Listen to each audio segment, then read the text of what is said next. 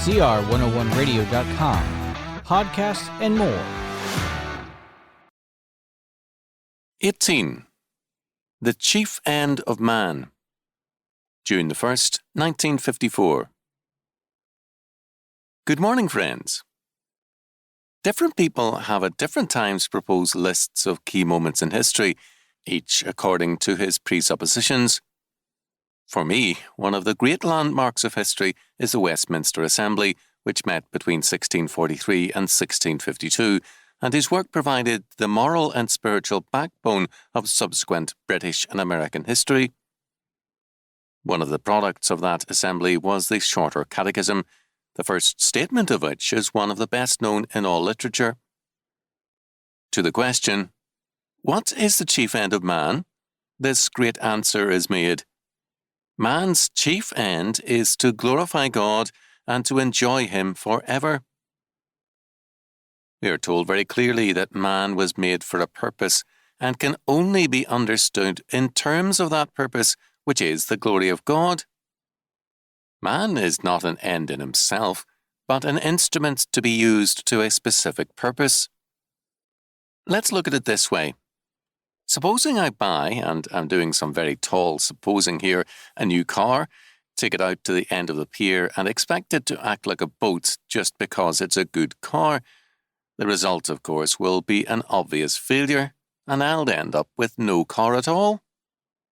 Or supposing I have some sawing to do and try to use a hammer for the job, or some hammering to do and try to use a saw. The stupidity of such confusion is transparent. But this is the kind of thing we are constantly attempting to do with ourselves. We were created for a purpose, made into a precision tool designed for a specific function, and yet we try to use ourselves for everything except that particular job. The function for which God created us is His service and glory, and to apply our lives to any other task is to misuse ourselves and to evade our responsibility. At the heart of the frustration of modern man is this realization, no matter what he does, he doesn't fit. He can't find himself in all his seeking and his activity because in all these things he is running away from his created function, the glory of God. We shall never find ourselves until we have first of all found the Lord, nor shall we truly live until we begin to live for Him.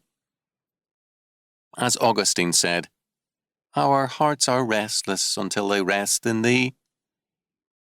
The purpose of our lives, therefore, is understandable only in terms of God, and the more we try to live to ourselves, the more meaningless and frustrating our lives will be. The more we live to ourselves, the less alive we are. We must deny ourselves in order to live. As Jesus declared, we must lose our life in order to find it. Matthew 10:39. This is the paradox at the heart of life, and yet it is clear and understandable when we see God as our Creator and recognize that of Him and through Him and to Him are all things. Romans 11:36. He is the source of all life, purpose, meaning, and function. Therefore Paul enjoined us, whether therefore ye eat or drink or whatsoever you do all to the glory of God. 1 Corinthians 10:30. Since man's chief end is to glorify God, all activity outside of God is a standing still. It is a waste of life and of time, and constitutes a living death. On the other hand, all activity under God is freed from futility and has the assurance of perfect results. Because we now function in Him and under His grace, we have the assurance that He blesses our most feeble faithfulness and gives it a harvest. As a result, Paul urges us to greater service, declaring, Therefore, my beloved brethren, be ye steadfast, unmovable, always abounding in the work of the Lord, forasmuch as ye know that your labour is not in vain in the Lord. 1 Corinthians 15:58. There is more, however, than this to the promise given to us when we live according to our creation purpose. Our chief end is not only to glorify God, but also to enjoy Him forever. This is the surest dimension of Christian faith, one of the quickest ways to recognize true living in the Lord. The man who lives according to the purpose for which he was created knows the joy of fulfillment in Christ and the victory of his presence, even amidst outward defeat. How do we enjoy God? By obedience to Him, by closeness in fellowship, by living in Him and for Him, and by living in this great assurance that our life and labour is not in vain in the Lord. To enjoy God is to know Him in the person of His Son Jesus Christ, and to recognise the redeeming love that is present in Him. Only when we truly enjoy God can we truly enjoy life, because it is only then that we are reconciled with ourselves. God in Christ has made reconciliation with us, and in that peace we find peace with man and with ourselves. Then we have life, and have it more abundantly, for, quote, "He that hath the Son hath life," 1 John 5:12. When He stills that warfare within us that constantly threatens our souls, He gives us a life that has victory and joy.